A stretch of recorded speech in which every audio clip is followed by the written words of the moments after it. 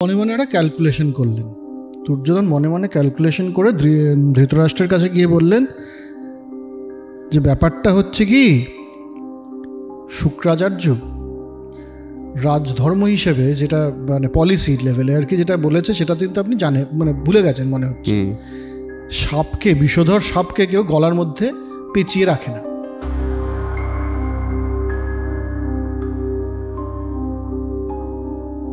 আমি ওই জায়গাটায় নেই যেখানে আমি ইন্টারভিউ করে বা আমি নিজে ঢুকে আমি কিছু ঠিক করতে পারবো। 13 নম্বর বছরে এসে অজ্ঞাতবাসে তোমরা ধরা না পড়ো, তাহলে ফিরে এসে আবার রাজত্ব পেয়ে যাবে। হ্যাঁ, চলো খেলবে এসো।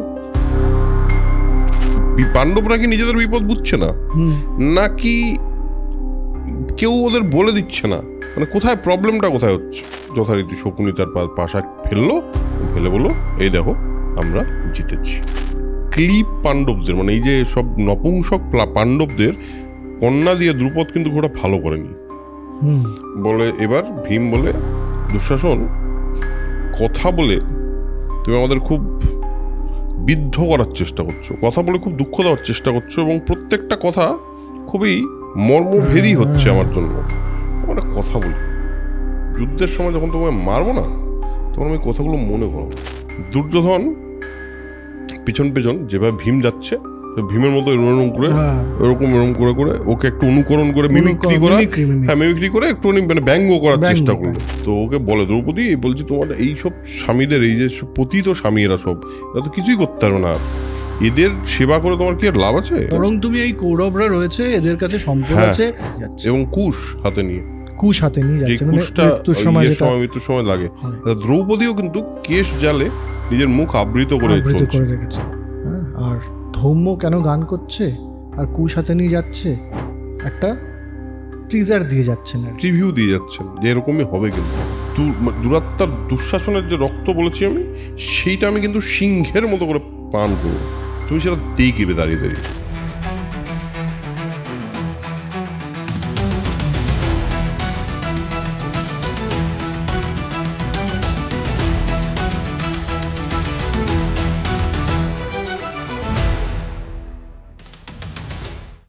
Hello and welcome to soul connection epic. আরেকটা এপিসোড নিয়ে আবার চলে এসেছি আপনাদের সামনে।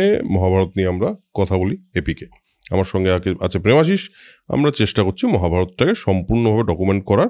এখনও অবধি তো করে যাচ্ছি, কতদিন অবধি বা শেষ করতেই হবে। যদি না বিরাট কোনো দুর্ঘটনা জীবনে ঘটে তাহলে শেষ করব। আপাতত আমরা যেখানে ছিলাম গত এপিসোডে, আপনারা যারা দেখেন মহাভারত মানে এই এপিসোডগুলো তারা জানেন, বা নতুন দেখছেন তাদেরকে বলবো আপনারা পুরোনো পর্বগুলো শুনে আসুন, তাহলে আপনাদের আরও বেশি মজা লাগবে। পার্টিকুলারলি আজকের পর্বটা হলো অনুদ্যুত পর্ব। অনুদ্যুত পর্ব মানে যেই পর্বটাতে দূত পর্ব হয়েছে। দূত পর্ব বলতে আপনারা অনেকেই জানেন, মানে অনেকে শুনেইছেন। সেটা হলো পাশা খেলা হয়ে গেছে এবং শকুনি সেই সমস্ত জিতে নিয়েছিল আমাদের যুধিষ্ঠিরের কাছ থেকে। ধৃতরাষ্ট্র সেই সব আবার ফিরিয়ে দিয়েছে। এই অবধি আমরা করেছিলাম এবং তারা চলে গেছে ইন্দ্রপ্রস্থে। মানে যাচ্ছে রাস্তায় আছে এবং সেই সময় অনুদ্যুত পর্বটা শুরু হয়। তো অনুদ্যুত পর্বটা আবার একটা অদ্ভুত জিনিস। জেনারেলি আমরা সিরিয়ালে দেখি যে একবারই পাশা খেলা হচ্ছে, সেই পাশা খেলাতেই ওদেরকে বের করে দেওয়া হয়, ওরা চলে যায় বনবাসে। If I am not wrong, আমি সিরিয়ালটা প্রপারলি মনে নেই। রণ কি তাই তো না, আমাদের ওই পেছনে ক্যামেরার পেছনে যে আছে সে খুব সিরিয়াল দেখে, ওকে জিজ্ঞেস করলাম। তো যাই হোক, আগের দিনের পর্বটা অবভিয়াসলি আপনারা জানেন যে একটুখানি ডিপ্রেসিং ছিল। আজকের পর্বটাও ওই ব্যাপারটা শুরু হয়ে গেছে মহাভারতে। কয়েকজন লিখেছেন দেখলাম যে মহাভারতে ভালো দিক খারাপ দিক দুটোই আছে। অবশ্যই আছে, তা না হলে সেটা মহাভারত হয় না। এবং মহাভারতে প্রচুর ঝামেলা, প্রচুর ঝঞ্ঝাট, প্রচুর অসুবিধা, প্রচুর মনোমালিন্য, প্রচুর অভিমান, রাগ, ক্ষোভ, বিদ্বেষ, এই সমস্ত কিছু আছে। আবার ভালো লাগা, আবার আনন্দ, সবই আছে। সো আজকের এপিসোডটাও ওই পার্টটায় আছি আমরা, যখন ব্যাপারটা একটুখানি ডিফিকাল্ট দিকে ঢুকে গেছে। মানে এখন এর পরে কি হবে? এর আগের দিনই ভীম বলে দিয়েছে যে মহাযুদ্ধে আমি দুর্যোধনকে মারবো আর ওই দুঃশাসনের আমি রক্ত পান করব। এই অবস্থায় সব হয়ে গেছে, কিন্তু সব তো ঠিকই ছিল। তাহলে আবার ওরা ফিরে গেছে নিজেদের মধ্যে। এরপরে ঠিক এই ঘটনাটার পরে কি হলো? শুরু করো। দুঃশাসন মাঝখান থেকে ওরা চলে যাওয়ার পরে দুঃশাসনের ব্যাপারটা একেবারে পছন্দ হলো না, যে এত কিছু করে কিছুই তো হলো না, সব দিয়ে দিলেন। তো গিয়ে বলছে ওর বেসিক্যালি ওর দাদাকে, মানে দুর্যোধনকে, যে সব জেতা হলো, সব আমরা জিতলাম, তারপরে তো সব দিয়ে দিল, এদেরকে ছেড়েও দিল, এরা আবার রাজত্বে চলে যাচ্ছে। এটা তো কোনো কাজের কাজ নয়। বুড়ো বাবাকে বুড়োই বলেছে, দ্য ওল্ড ম্যান, হ্যাঁ, এই বুড়ো সব দিয়ে দিয়েছে, এর তো কোনো কাজের কাজ হয়নি। আবার কিন্তু ব্যাপারটা আমার ভালো লাগছে না, এদেরকে কিন্তু কোনো না কোনোভাবে আটকাতে হবে। দুর্যোধন মনে মনে একটা ক্যালকুলেশন করলেন। দুর্যোধন মনে মনে ক্যালকুলেশন করে ধৃতরাষ্ট্রের কাছে গিয়ে বললেন যে ব্যাপারটা হচ্ছে কি, শুক্রাচার্য রাজধর্ম হিসেবে যেটা মানে পলিসি লেভেলে আর কি যেটা বলেছে, সেটা কিন্তু আপনি জানেন, মানে ভুলে গেছেন মনে হচ্ছে। বিষধর সাপকে কেউ গলার মধ্যে পেঁচিয়ে রাখে না, শত্রুকে শেষ করতে হয়। এটা আমি আগেও বলেছিলাম, এখনো বলছি, যে শত্রুকে শেষ করতে হয়, না হলে পরে এরা তো ক্ষতি করবে আপনার একদম। আর যে অবস্থায় এরা গেল, কারণ দ্রৌপদীর একটা চরম অসম্মান হয়েছে এবং এদেরকে অপমান বিভিন্নভাবে করা হয়েছে, এবং ভীম বিশেষতভাবে এমন সব পণ নিয়েছে। গান্ডীব নিয়ে রথে উঠে বসেছে অর্জুন। যেই মুডে আছে ওরা, তাতে এরা কিন্তু মানে অনতিবিলম্বে যুদ্ধ করবে আমাদের সাথে, এ নিয়ে কিন্তু আমার মনে কোনো রকম সন্দেহ নেই আর। তো এই অবস্থায় আমি কিন্তু এটাকে ভালোভাবে দেখছি না, আমরা কিন্তু খুব অচিরেই শেষ হয়ে যাব সবাই।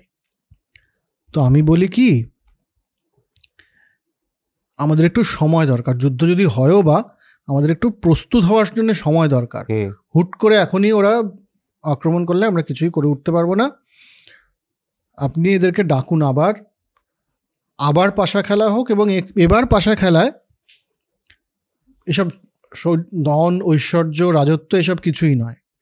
একটাই জিনিস আমরা বলবো, সেটা হচ্ছে 12 বছরের বনবাস আর 1 বছরের অজ্ঞাতবাস।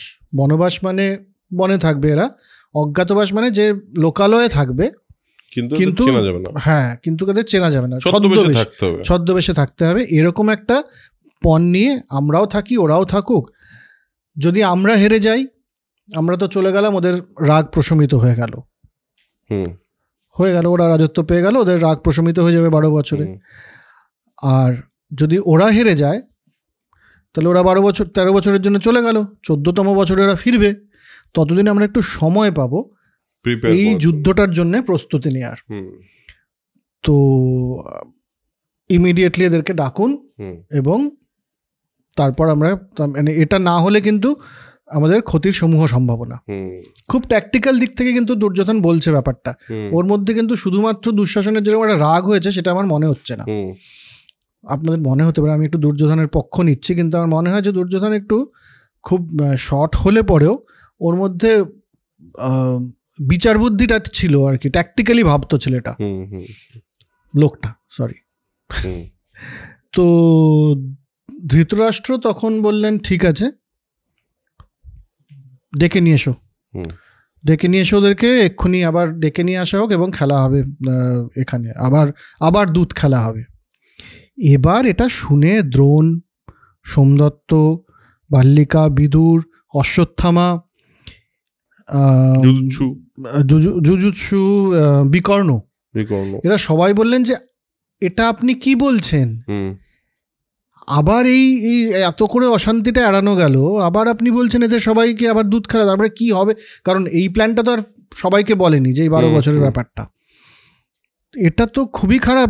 শান্তির রাস্তায় আমরা চলা শুরু করেছিলাম, আপনি আবার এটাকে একটা কলহের জায়গায় নিয়ে আসতে চাইছেন। ধৃতরাষ্ট্র শুনছেন না, এরকম সময় গান্ধারী এসে উপস্থিত হলেন সেখানে, এবং গান্ধারী একজন ধার্মিক মহিলা, জ্ঞানবতীও বটে। তিনি বললেন যে রাজন, দুর্যোধন আমার ছেলে, এবং অবশ্যই আমি পুত্রস্নেহ আমারও আপনার থেকে কিছু কম নয়, কিন্তু এই দুর্যোধন যখন জন্মগ্রহণ করেছিল তখনই কিন্তু সবাই বলেছিল এ কৌরব বংশের ধ্বংসের কারণ হবে, এবং বিদুর বলেছিল একে মেরেই ফেলো। হ্যাঁ, আজ আমি বুঝতে পারছি ব্যাপারটা কেন। কারণ এদের কথা শুনবেন না, আপনি আপনার ধর্মের কাজ করুন। হ্যাঁ, একটা যে সেতু বন্ধন হয়েছে সম্পর্কের, যে সেতুটা ভেঙে যাচ্ছিল সেটা আবার সেতু বন্ধনের জায়গায় আসছে, সেটাকে রাখার চেষ্টা করুন।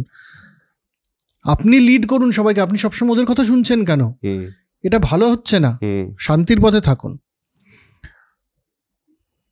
কারণ কলহের দ্বারা যদি উন্নতিও হয় এবং রাজত্বও পাওয়া যায়, সেই রাজত্ব কিন্তু টেকে না কখনো। একদম, এটা খুব খুব ভালো, মানে একটা ওই আবার মহাভারতের এই গল্পের মাঝখানে যে ইয়েগুলো দিয়ে দেওয়া হয়েছে, স্নিপেটসগুলো, একদম সেগুলো খুব যে যেই সম্পদ কলহের দ্বারা আসে সেই সম্পদ কখনোই টেকে না। Cruelty is not a virtue. একদম। তো সব শুনে ধৃতরাষ্ট্র বললেন যে আমি জানি যে আমার বংশের ধ্বংস আসন্ন, ধ্বংস হবে। আমি এটাকে আটকাতে আর পারবো না, কারণ এটা নিয়তির পথে চলে গেছে। একদম। কাজে আমি আর নিয়তির পথে দাঁড়িয়ে পড়বো না, যা হচ্ছে হতে দাও। আমি বুঝে গেছি কি হবে, এটা শেষ যে খুব একটা ভালো নয়, এটা আমি জানি, এই ব্যাপারে আমার আর কোনো সন্দেহ নেই। এবং কিন্তু আমি জেনেও কিছু করতে পারবো না এবং বলে আমার ছেলেরা যা ইচ্ছা হয় করুক, কারণ আমি আর ওই জায়গাটায় নেই। নিজে বলছে আমি ওই জায়গাটায় নেই যেখানে আমি ইন্টারভিন করে বা আমি নিজে ঢুকে আমি কিছু ঠিক করতে পারবো। তা তো হবেই, কারণ হচ্ছে তোর এবার যদি ধৃতরাষ্ট্র বাধাও দেয়, দুর্যোধন তো শুনবে না, আরেকটা কিছু একটা বুদ্ধি বের করে অন্য কিছু সে ঠিকই এরকম একটা কিছু করার চেষ্টা করবে। একদমই তাই। তো এবার তো প্রতিক্রমণ গিয়ে পৌঁছলো যুধিষ্ঠিরের কাছে, তারপর প্রতিগামী গেছে যুধিষ্ঠিরের কাছে। বল। যুধিষ্ঠিরের কাছে গিয়ে বলেছে, স্যার ধৃতরাষ্ট্র আবার ডেকেছেন আপনাদের, আবার দুধ খেলা হবে। যুধিষ্ঠির বলল আচ্ছা, ধৃতরাষ্ট্র যখন ডেকেছে তাহলে আমি যাই, কারণ নিয়তি আমাদেরকে এইদিকে নিয়ে যাচ্ছে, আর আমি নিয়তির এগেনস্টে কিছু বলতে পারবো না। এটা নিয়তিরই পার্ট মনে হচ্ছে আমার, এবং মানে বিধাতার নিয়ম অনুযায়ী মানুষের জীবনে শুভ এবং অশুভ ঘটে। তো বৃদ্ধ ধৃতরাষ্ট্র যখন আমাকে ডেকেছেন, তখন আমি ক্ষতি হবে জেনেও, আমি অপমানিত হতে পারি, আমার অনেক কিছু গণ্ডগোল হতে পারে, যা হলো তা জেনেও আমাকে যেতে হবে। আর একটা কথা বলে এখানে বলে, রাম কিন্তু জানতেন যে সোনার হরিণ বলে কিছু হতে পারে না, কিন্তু তবুও তিনি কিন্তু সোনার হরিণটা মারতে গেছিলেন। তো নিয়তির ডাক ছিল, এবং নিয়তির ডাক যদি থাকে, এটাও নিয়তির ডাকই। তো আমার কিছু করার নেই। বিপদ আসন্ন হলে লোকের একটু বুদ্ধির বিপর্যয় হয়। আমার যদি মনে হয় এখন বুদ্ধির বিপর্যয় হচ্ছে, আমি জানি না, আমাকে যেতেই হবে। আর ধৃতরাষ্ট্র ডেকেছেন, আমি না করব কি করে বললেন, উঠতে পারবো না। একদম। যুধিষ্ঠির দূত সভায় এসে উপস্থিত হয়। ধৃতরাষ্ট্র, আমাদের শকুনি বলেন যে ধৃতরাষ্ট্র তোমাদের যে সব ফিরিয়ে দিয়েছে সেটা কিন্তু দারুণ কাজ করেছে, মহৎ কার্য। তো সুতরাং আমরা ওই পন্টন রাখবো না, তোমাদের ফিরিয়ে দিয়েছে সব সম্পদ নিয়ে, আর আমাদের আর কোনো বক্তব্য নেই। উনি ফিরিয়ে দিয়েছেন মানে উনি ফিরিয়ে দিয়েছেন, খুব মহৎ কার্য করেছেন, আমরা সেই নিয়ে কিছু বলতে চাই না। এখন যেটা খেলবো একই পণ হবে, দুজনের ক্ষেত্রে একই পণ। যদি আমরা হারি তাহলে আমরা 12 বছর বনবাসে থাকবো, তারপর 1 বছর অজ্ঞাতবাসে থাকবো। যদি অজ্ঞাতবাসে আমরা ধরা পড়ি তাহলে আমরা আবার 12 বছর বনবাস করব, রিপিট। এবার আর তোমরা যদি হারো তাহলে তোমাদেরও এটাই করতে হবে। আর যদি তোমরা যদি হারো তাহলে তোমরা যাবে, যদি 13 নম্বর বছরে এসে অজ্ঞাতবাসে তোমরা ধরা না পড়ো, তাহলে ফিরে এসে আবার রাজত্ব পেয়ে যাবে। হ্যাঁ, চলো খেলবে এসো। তো সবাই যারা ছিল তারা সবাই উঠে বলল, এগুলো কি রে ভাই, লোকগুলো কি, আশেপাশের লোকজন কি, এরা আত্মীয়, তো এরা পাণ্ডবদের সাবধান করছে না কেন? এরা তো জানে সততা করে এরা জিতে যায়। তো এরা পাণ্ডবরা কি নিজেদের বিপদ বুঝছে না, নাকি কেউ ওদের বলে দিচ্ছে না? মানে কোথায় প্রবলেমটা কোথায় হচ্ছে? যুধিষ্ঠির বলে, দেখো আমি ধর্মনিষ্ঠ, দুধক্রীড়া যদি কেউ আমাকে আহ্বান করে তাহলে আমি না করতে পারবো না, কারণ ধর্ম তাই বলে। কেন বলে আমি জানি না, কিন্তু কেন বলে আমি জানি না, কিন্তু ধর্ম তাই বলে। মানে ধর্ম তো প্রথমত তো বলে যে দুধ ক্রীড়া করাই উচিত। হ্যাঁ, কিন্তু বলেছে দুধ ক্রীড়ায় আহুত হলে আমি নিবৃত্ত হই না, মানে আমাকে কেউ ডাকলে আমি না বলি না। কেন বলে না জানি না। শকুনিকে বলে যে ঠিক আছে চলুন আপনার সঙ্গে খেলবো, বাকিরা থামুন আপনারা, আমি খেলছি।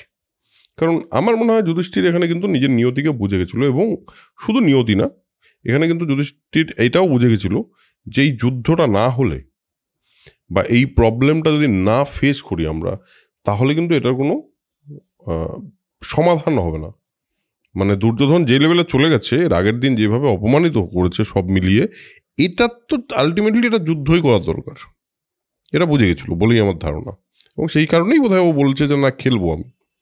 হ্যাঁ, মানে বোঝাই যাচ্ছে যে শান্তি তো চাই, কিন্তু শান্তি একটা পয়েন্ট অবধি, হ্যাঁ, যখন যুদ্ধ অবশ্যম্ভাবী হয়ে গেছে, একদমই তাই, তখন তো যুদ্ধটা হতে হবে। হ্যাঁ, এরপরেও যুধিষ্ঠির যুদ্ধ নিয়ে অনেক বক্তব্য রাখবেন নিজের, কিন্তু এই মুহূর্তে আমার মনে হয় বুঝে গেছেন ইনি, এবং যথারীতি শকুনি তার পাশা ফেললো, ফেলে বলল এই দেখো আমরা জিতেছি। পাণ্ডবরা নিজেদের সমস্ত পরিধান, সমস্ত অলংকার সবকিছু ত্যাগ করলো। দুঃশাসন মাঝখান থেকে বলছে এই তো এখন দুর্যোধন হলো Raj Chakraborty, direct title transfer, আর পাণ্ডবগণ চিরকালের জন্য নরকে চলে গেল, আমাদের আর কোনো টেনশন নেই। আর এই বলছে এই ক্লিপ পাণ্ডবদের, মানে এই যে সব নপুংসক পাণ্ডবদের কন্যা দিয়ে দ্রুপদ কিন্তু ওটা ভালো করেনি। তো ওকে বলে দ্রৌপদী, বলছি তোমার এই সব স্বামীদের, এই যে পতিত স্বামী এরা সব, এরা তো কিছুই করতে পারবে না, আর এদের সেবা করে তোমার কি আর লাভ আছে? এবার যেই কথাটা বলেছে ভীম, মানে বরং তুমি এই কৌরবরা রয়েছে, এদের কাছে সম্পদ আছে, রাজত্ব আছে, এরা এখানেই থাকবে, তোমার যাকে পছন্দ হয় তুমি সেই কৌরবদের মধ্যে কাউকে একটা সিলেক্ট করে নাও। একদম বলে। এবার ভীম বলে দুঃশাসন কথা বলে তুমি আমাদের খুব বিদ্ধ করার চেষ্টা করছো, কথা বলে খুব দুঃখ দেওয়ার চেষ্টা করছো, এবং প্রত্যেকটা কথা খুবই মর্মভেদী হচ্ছে আমার জন্য। তোমার একটা কথা বলি, যুদ্ধের সময় যখন তোমায় মারবো না, তখন আমি কথাগুলো মনে করাবো। মানে খুব কোল্ড থ্রেট দিয়েছে কিন্তু এটা। আর নির্লজ্জ দুঃশাসন নাকি সেই সময় ভীমের চারপাশে গরু গরু বলে ঘুরছিল নাচতে নাচতে। দুঃশাসনের মাথাটাই গেছে তখন, আর কি দুঃশাসনের মাথা তো গেছেই। হ্যাঁ, ও নাচতে শুরু করলো, আর পাণ্ডবগণ সভা থেকে বেরিয়ে গেল। দুর্যোধন পিছন যেভাবে ভীম যাচ্ছে, ভীমের মতো এরকম করে ওকে একটু অনুকরণ করে মিমিক্রি করে একটু মানে ব্যঙ্গ করার চেষ্টা করলেন। ভীম পেছনে ফিরে বলল, শোনো, ওই যে দুঃশাসনকে একটু আগে বললাম না যে ওর রক্ত পান করবো আর সেই সময় কথা মনে করাবো, তাতে কিন্তু আমি ক্ষান্ত হয়ে যাব না। তোমার বোধহয় মনে নেই, আগের দিন তোমাকে বলেছিলাম যে তোমার গদা, তোমার মানে উরু আমি গদা দিয়ে ভাঙবো, এবং শুধু তাই না, তোমার মস্তক আমি ভুলণ্ঠিত করবো, মানে একদম মাটিতে ফেলে দেব।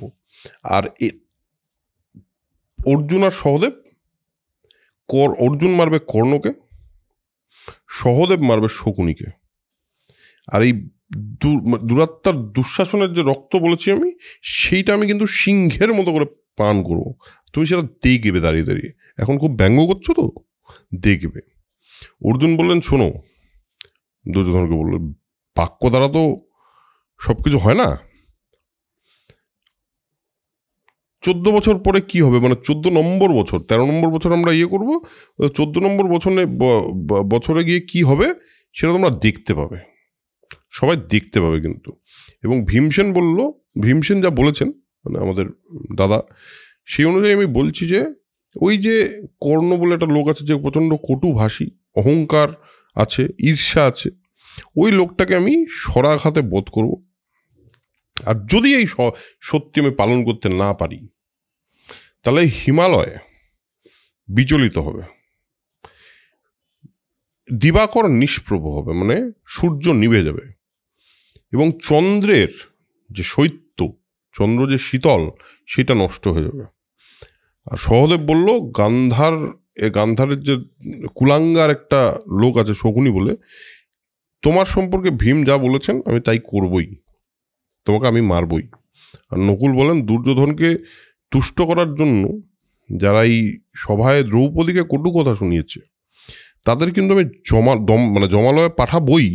আর ধর্মরাজ আর দ্রৌপদীর নির্দেশে যারা যা নির্দেশ করবে পৃথিবী থেকে আমি সমস্ত ধার্তরাষ্ট্রগণকে লুপ্ত করব, মানে কৌরব মানে ওই ধৃতরাষ্ট্রের যত ছেলে আছে সবাইকে লুপ্ত করব বলে তারা পেছন দিকে তাকিয়ে সভা থেকে বেরিয়ে যায়। বনযাত্রা হবে, বনযাত্রা। এবার বৃদ্ধ পিতামহ ভীষ্ম, ধৃতরাষ্ট্র, তার পুত্র দ্রোণ, কৃপ, অশ্বত্থামা, সোমদত্ত, বাল্মীকরাজ, বিদুর, যুযুৎসু, সঞ্জয় সবাইকে সম্বোধন করে যুধিষ্ঠির বললেন আমরা বনে যে যাব তার অনুমতি চাইছি, ফিরে এসে আপনাদের সঙ্গে আবার দেখা হবে, এখন আমাদের একটু অনুমতি দিন। সভাসদগণ মানে যারা দাঁড়িয়ে ছিল এরা প্রত্যেকে এটা লজ্জায় কিছু বলতে পারল না, কারণ এই ব্যাপারটা তো ঠিক হয়নি। মনে মনে সবাই হয়তো যুধিষ্ঠিরের কল্যাণ কামনা করে।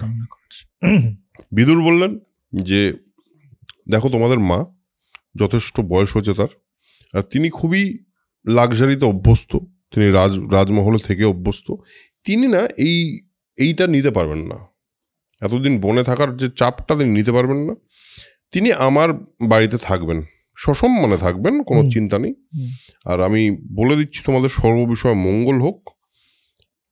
বলল যুধিষ্ঠির বললেন যে ঠিক আছে, আপনি আমাদের পিতার সমান, আপনি যা আদেশ করবেন তাই হবে। বিদুর বললেন যুধিষ্ঠির, অধর্ম দ্বারা যদি কেউ পরাজিত হয় তাতে কিন্তু দুঃখ হয় না, বা দুঃখ হওয়ার কথা নয়। তুমি ধর্মজ্ঞ, অর্জুন যুদ্ধজ্ঞ, ভীম শত্রুহন্তা, আর নকুল অর্থ সংগ্রহকারী, এবং সহদেব নিয়ম পালক। তার মানে তোমাদের প্রত্যেকের মধ্যে একটা করে স্পেসিফিক ভার্চু আছে, যে ভার্চুগুলো দিয়ে তোমরা নিজেদেরকে কিন্তু ঠিকই রাখবে। ধৌম মানে যে ওদের যে পুরোহিত, যে পুরোহিতের কথা আমরা আগেও বলেছি, পুরোহিত রাখা উচিত একজন, তো ধৌম হলো সেই পুরোহিত, এবং সে ব্রহ্ম সম্পর্কে তার আইডিয়া আছে। আর দ্রৌপদী হলো ধর্মচারিণী। তাই তোমরা পরস্পরের প্রিয়, প্রত্যেকে প্রিয়, তোমরা নিজেরা খুব ভালো করে কথা বলো, খুব সুন্দর ভাষা তোমাদের কথা বলার, মানে তোমাদের নিজেদের মধ্যে যে কমিউনিকেশনটা সেটা খুব সুন্দর। তো পয়েন্টটা হলো তোমাদের মধ্যে কেউ বিভেদ কিন্তু সৃষ্টি করতে পারবে না, এটা জেনে রাখো। এবং যখন তোমাদের কাছে বিপদ আসবে, তোমরা এমনিতেই বিপদ আসলে খুবই বুদ্ধি বিবেচনা করে চলো, তো এই সময়ও যদি বিপদ আসে তোমরা নিশ্চয়ই সেটা করেই চলবে। তো তোমরা যাও, সুন্দর করে ঘুরে এসো, নির্বিঘ্নে তোমরা কাটিয়ে এসো সময়টা। আবার তোমাদের 14 বছর পর আমরা দেখব কুন্তী অন্যান্য নারীদের কাছে দ্রৌপদীকে বিলাপ করলেন, মানে কান্নাকাটি একটু করলেন, বিদায় চাইলেন। ওখান থেকে তুমি বলো। হ্যাঁ বলছি। তো দ্রৌপদী প্রথমেই গিয়ে কুন্তীর কাছে বিদায় চাইলেন, এবং দ্রৌপদীর অবস্থাটা ভাব, যে সে তো এই অপমানের পরে আর মানে ওই অবস্থাতেই রয়েছে, সেই এক বস্ত্রা এবং রজস্বলা রয়েছে, এবং বলছে যে মানে তার জামা কাপড়ে এখনো রক্ত লেগে রয়েছে। তো ওই অবস্থাতেই সে গিয়ে বিদায় চাইলেন, এবং কুন্তী প্রচণ্ড দুঃখিত হলেন, বললেন যে তোমার মতো তেজস্বী নারী এবং ক্ষমাশীল নারী কোনো অনিষ্ট তো কোনোদিনও হবেই না, কারণ তোমার যা তেজ, তুমি সেই রাগেই সবাইকে ভস্ম করে ফেলতে পারতে সেই সভায়, একদম। তুমি তো সেটা করনি। দুটো ফ্যামিলিকেই তুমি বাঁচিয়ে দিয়েছো, দুটো পরিবারকেই তুমি বাঁচিয়েছো, কারণ কুরুরা ওখানেই শেষ হয়ে যেত, শুধু তোমার তেজেই তারা শেষ হয়ে যেত, তুমি সেটা করনি।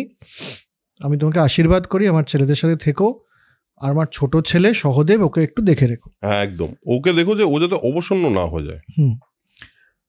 তার মানে একটা জিনিস বোঝা গেল, সহদেবকে নিয়ে একমাত্র চিন্তা আছে, বাকিদেরকে নিয়ে চিন্তা নেই। বাকিদেরকে, ছোট ছেলে না, কনিষ্ঠ পুত্র, তার প্রতি একটা তো আলাদা ভালোবাসা থাকবেই। হ্যাঁ। এবং এটা বলে তারপরে কুন্তী মানে দেখছেন যে এই যে রাজসূয় যজ্ঞ করে যুধিষ্ঠির, ভীম, অর্জুন, নকুল, সহদেব এবং দ্রৌপদী এই মতো অবস্থায়, মানে অর্ধেক এই এক বস্ত্রা উনি আর বাকিরা সমস্ত নিরাভরণ এবং মৃগচর্ম পরে সমস্ত বেরোচ্ছে, বনবাসে চলে যাবে। এটা থেকে কুন্তি নিজেকে ঠিক রাখতে পারলেন এবং বিলাপ করতে লাগলেন। বিলাপ করতে করতে উনি বললেন যে তোমাদের বাবা পাণ্ডু যে চলে গেছেন এটা যে তাকে দেখতে হয়নি, মানে পুণ্যাত্মা উনি যে উনি চলে গেছেন এটা ওনাকে দেখতে হয়নি। ঠিক, মাদ্রিও তাই, যে তাদের এই জিনিসটা এই দিনটা দেখতে হলো না। এই বলেই উনি বিলাপ করলেন এবং শেষ মুহূর্তে ওদের বিদায় দিয়ে। না, এখানে একটা জিনিস বলে, সেটা হলো যে তোমরা দেখো, তোমরা এত ধার্মিক, এত ভগবত ভক্ত, এত যজ্ঞপরায়ণ, মানে সবকিছু ঠিকঠাক করো তোমরা, তোমাদের ভাগ্যে এই বিপর্যয় কেন হলো আমি বুঝতে পারছি না। হ্যাঁ, এবং সেটা খুব একটা মানে ওই তখনই বলে যে তোমার পিতা ধন্য, এবং একবার একটা পয়েন্টে বলে আমি তোমাদের সঙ্গে যাবো, আমি এইভাবে তোমাদেরকে ছেড়েও থাকতে পারবো না, তোমাদের সঙ্গেও থাকতে পারবো না, আমি খুব একটা বিরাট ধর্ম সংকটে আছি এই মুহূর্তে, আমার মনে হচ্ছে আমি তোমাদের সঙ্গে যেতে পারলে খুব ভালো হবে। এবং সেই সময় ও বলে, হে কৃষ্ণ দ্বারকাবাসী, তুমি আমাদেরকে এরকম অবস্থা দেখে কোনো করছো না কেন, কোনো কিছু করছো না কেন, পরিত্রাণ করছো না কেন আমাদের, এটা উনি বলেন। আর যেহেতু উনি পিসি কৃষ্ণের তো বোধ হয় সেই কারণেই আরো বেশি করে বলেন। কিন্তু পাণ্ডবরা বলেন যে না, আপনি যাবেন, আপনি আমাদের সঙ্গে যাওয়ার কোনো প্রশ্ন নেই, এবং তারা আপনি বিদুরের কাছেই থাকুন, আমরা ফিরে আসবো, তখন আবার দেখা হবে। তো এরা তো বেরিয়ে যাচ্ছে। এবার ধৃতরাষ্ট্র সঞ্জয় মানে তার সারথি, তাকে বললেন যে এই যে আমার পাণ্ডবরা এবং কৃষ্ণা মানে দ্রৌপদী বেরিয়ে যাচ্ছে, কিভাবে তারা বেরোলো আমাকে একটু বলো তো। সে বড় অদ্ভুত মানে ডেসক্রিপশন, দারুণ। সঞ্জয় বললেন যে সবার আগে যুধিষ্ঠির আছেন, যুধিষ্ঠির নিজের মুখ ঢেকে, কাপড় দিয়ে নিজের মুখ ঢেকে বেরোচ্ছেন। ভীম তার দুই বাহু প্রসারিত করে তার পেছন পেছন যাচ্ছেন। অর্জুন ভীমের পেছনে বালি ছেটাতে যাচ্ছে এমনি করে। আর সহদেব মুখ ঢেকে যাচ্ছে। নকুল হলো সর্বাঙ্গে ধুলি মেখে, হ্যাঁ, নকুল সর্বাঙ্গে ধুলো মেখে, আর হ্যাঁ, আর সহদেব মুখ ঢেকে যাচ্ছে।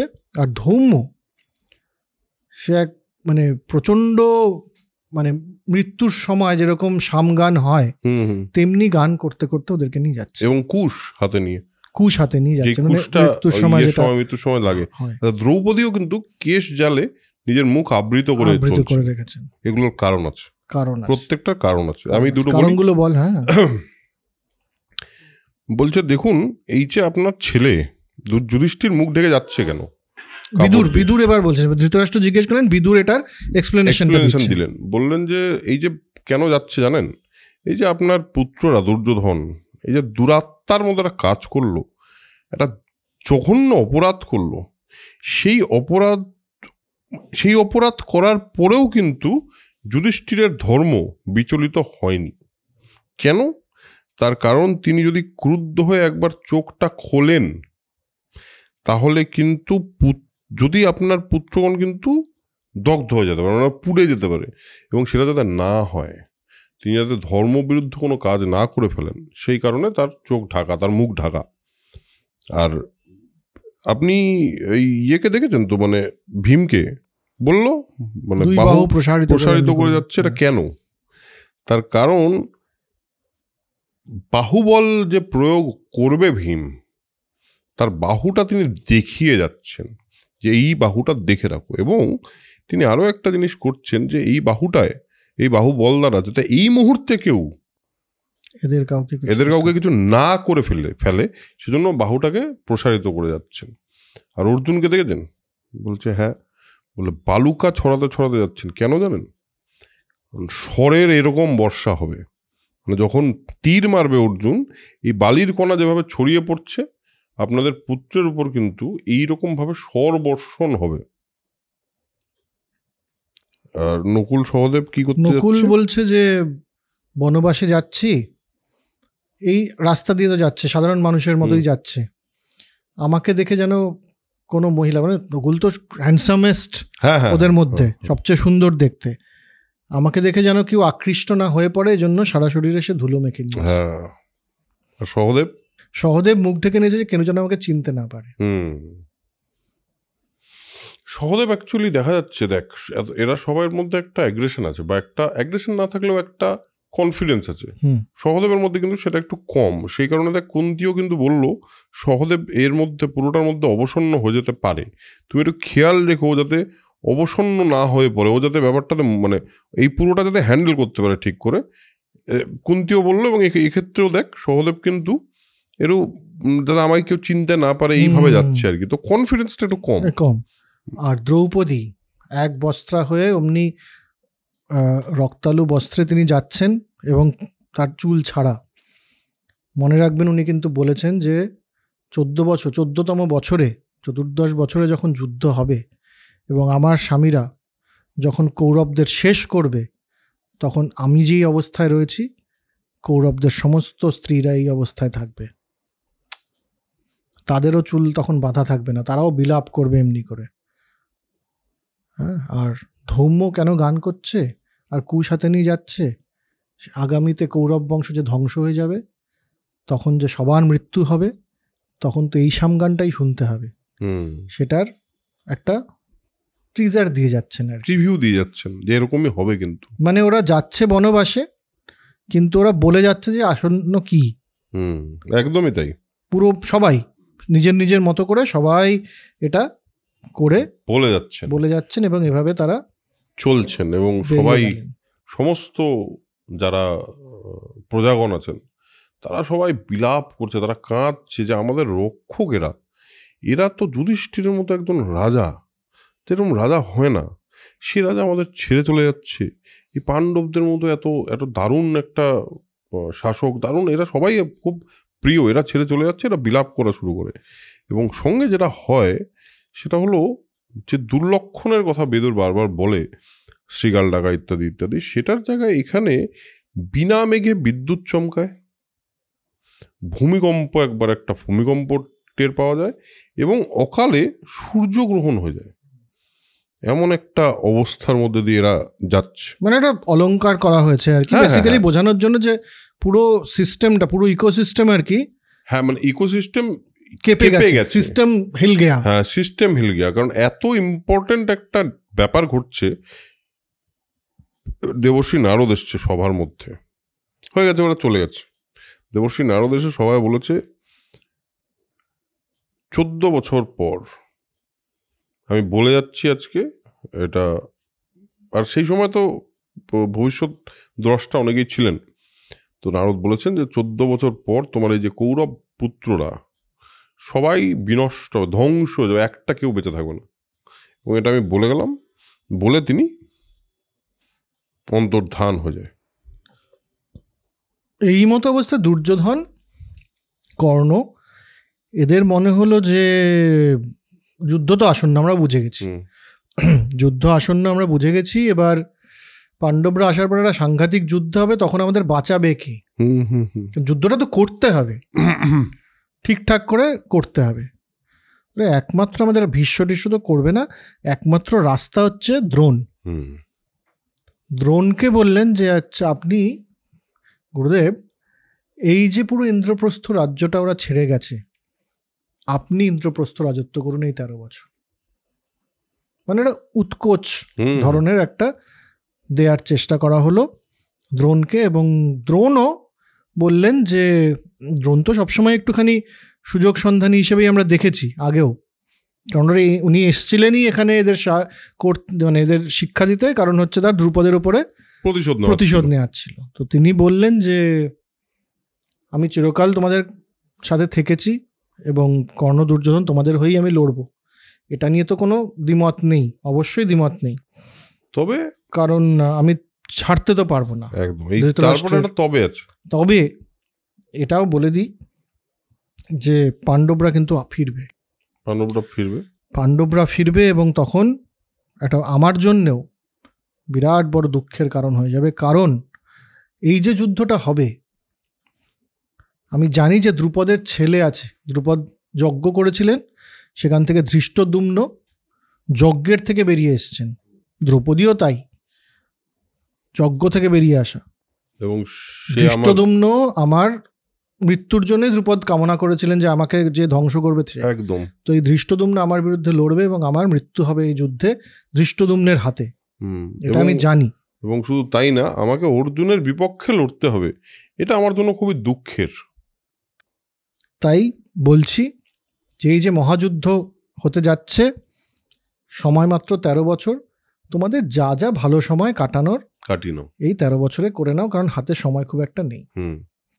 যদি সম্ভব হয়, এখনো সবটা শেষ হয়ে যায়নি, যদি সম্ভব হয় এখনো গিয়ে পাণ্ডবদের সাথে মৈত্রী স্থাপনের, শান্তি স্থাপনের চেষ্টা একবার করে দেখতে পারো, আমি তো এটাই বলবো। এবং বলে যে তাল গাছের ছায়া যেমন হেমন্তকালে খুব ক্ষণস্থায়ী হয়, তোমাদের কিন্তু ভালো টাইম ওরকমই ক্ষণস্থায়ী, বেশিক্ষণ কিন্তু নেই, যেটা বলছে। এবং বলছে এখন যদি পারো একটু যজ্ঞ দান টান করো, যাতে যদি একটু পুণ্য লাভ করতে পারো। আমার তো আর কিছু করার নেই, কারণ আমার তো তোমাদের সঙ্গেই থাকতে হবে। তোমরা এমন একটা অফার আমাকে দিয়েছো, আমি রিজেক্ট করতে পারবো। আমি রাজত্বও করবো, আমি লড়বো তোমাদের পক্ষে, যুক্তরাষ্ট্রের টিমেই থাকবো আমি, এটা এসব নিয়ে কোনো কথা নেই, কিন্তু সেই মহাযুদ্ধের জন্য প্রস্তুত হও। এই হলো তো এবার শেষ। হ্যাঁ, মানে তারপরে একটুখানি আছে যে ধৃতরাষ্ট্র সঞ্জয়কে ব্যাপারটা পুরো বলে, সঞ্জয় বলে ওকে আর কি যে আপনিই তো করলেন সমস্তটা, আপনি তো বাধা দিতে পারতেন যখন দ্রৌপদীর এই অন্যায় হচ্ছে। প্রথমে তো আপনি দুধ ক্রীড়ার জন্য কেন মত দিলেন, তারপর যখন দ্রৌপদীকে এইভাবে অত্যাচার করা হচ্ছে তখন আপনি এলেন না কেন? হ্যাঁ, তো আপনারই করা, আপনিই দায়ী। ধৃতরাষ্ট্র বললেন আমি জানি আমি করতে পারতাম, কিন্তু আমি করিনি। কারণ কি হয় জানো তো, যখন বিনাশকালে বুদ্ধিনাশ, যখন নিয়তির কারো বিনাশ করতে হয় তখন সবার আগে তার বুদ্ধিটা নিয়ে নেয়। একদম, আমারও সেটাই হয়েছে।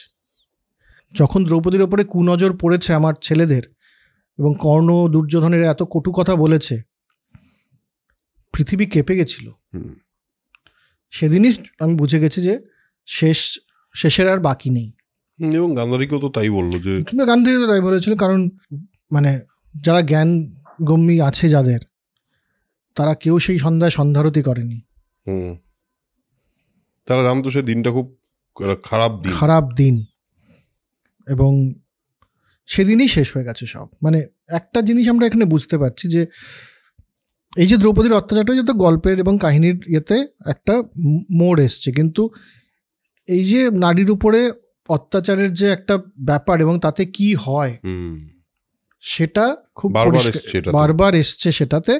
এবং এই জিনিসটা আমার খুব ইন্টারেস্টিং লেগেছে অরুণাভ এখানে, যে কোনো সন্ধ্যারতি হয়নি, ব্রাহ্মণদের সন্ধ্যারতি দিতে হয়, এবং সন্ধ্যারতির জন্য কিন্তু আমরা অনেক আগে একটা রেফারেন্স পেয়েছিলাম, মনে আছে যে সন্ধ্যারতি হয়নি বলে কে ছেড়ে গেছিল বল, একজন ঋষি, তার স্ত্রী এসে জাগিয়ে দিয়েছিল। আরে এই তো জরৎকারু ঋষির এখানেই আমরা রেফারেন্স পেয়েছিলাম, যে একজন ব্রাহ্মণের কাছে, ব্রাহ্মণ মানে একজন সেই সময়কার একজন শিক্ষিত মানুষ, প্রাজ্ঞ মানুষ, একজন ব্রাহ্মণের কাছে তার সন্ধ্যারতির কি মূল্য সেটা আমরা আগেই রেফারেন্সে মহাভারতে পেয়ে গেছি। এখানে ধৃতরাষ্ট্র এসে বলছেন যে সেই সন্ধ্যায় কোনো ব্রাহ্মণ সন্ধ্যারতি দেয়নি, কারণ একজন নারীর উপরে এই অত্যাচার হয়েছে। অর্থাৎ যখন নারীর উপরে এই ধরনের কুদৃষ্টি পড়ে, তখন কিন্তু প্রাজ্ঞলোকের এটা দায়িত্ব, শিক্ষিত মানুষের দায়িত্বটা কি এটা পরিষ্কার বুঝিয়ে দেওয়া হয়েছে এখানে।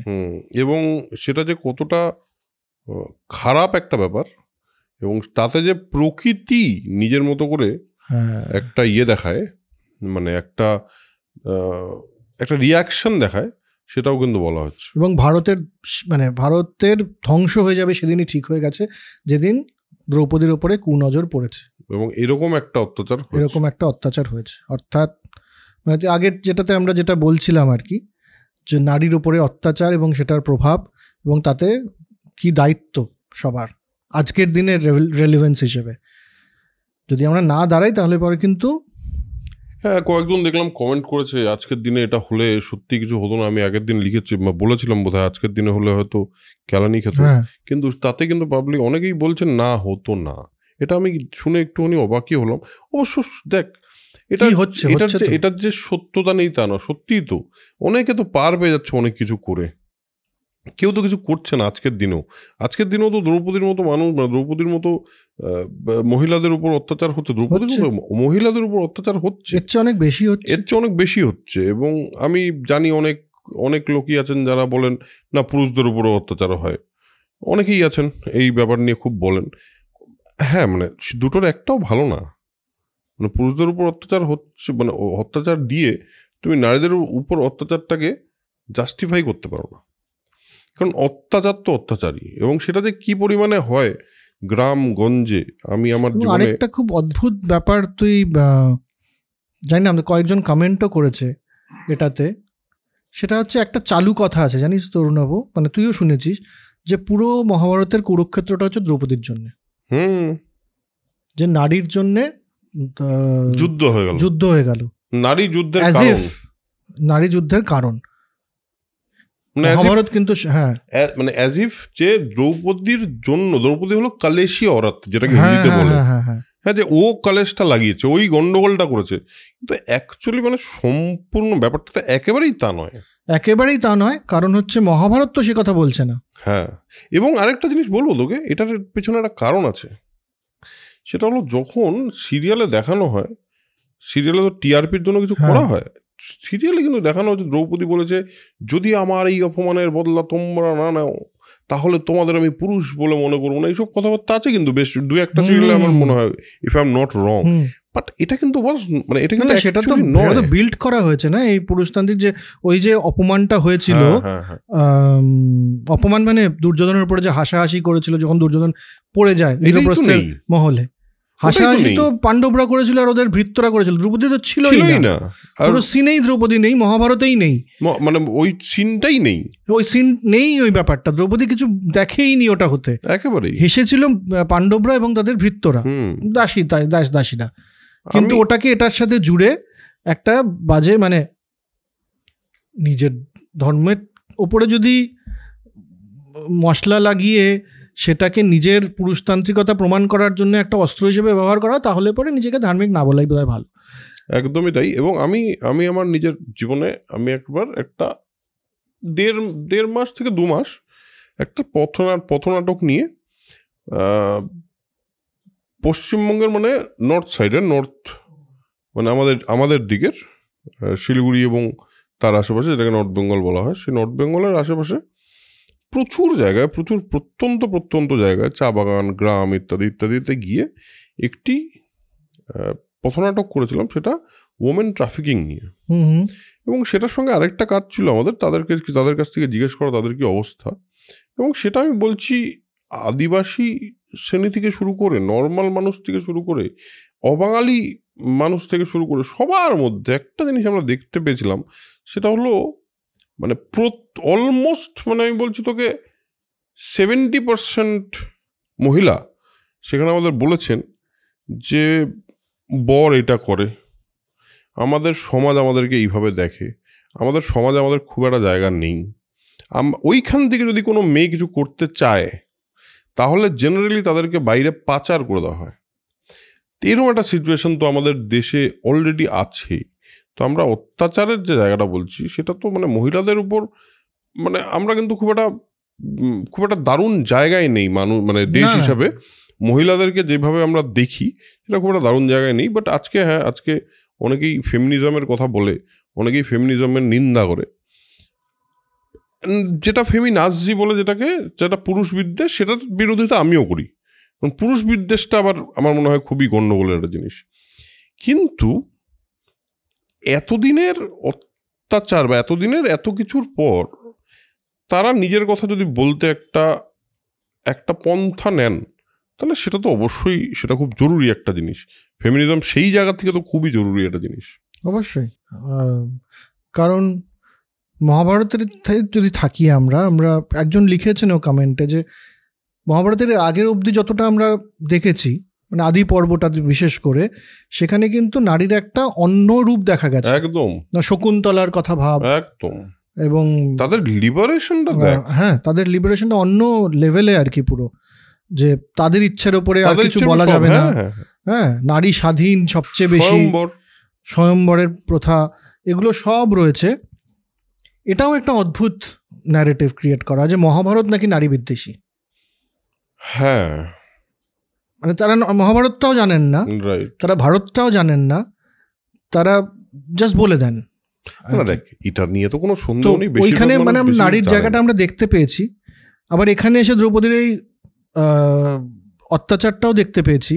কেউ কিছু বলেনি, সবার এই পাপের মানে পাপ বলতে মানে অধার্মিক কাজটাও আমরা দেখতে পেয়েছি। তার ফলে যে পুরো ধ্বংস হয়ে যাবে কুরুবংশ, সেটাও কিন্তু মহাভারতেই আছে।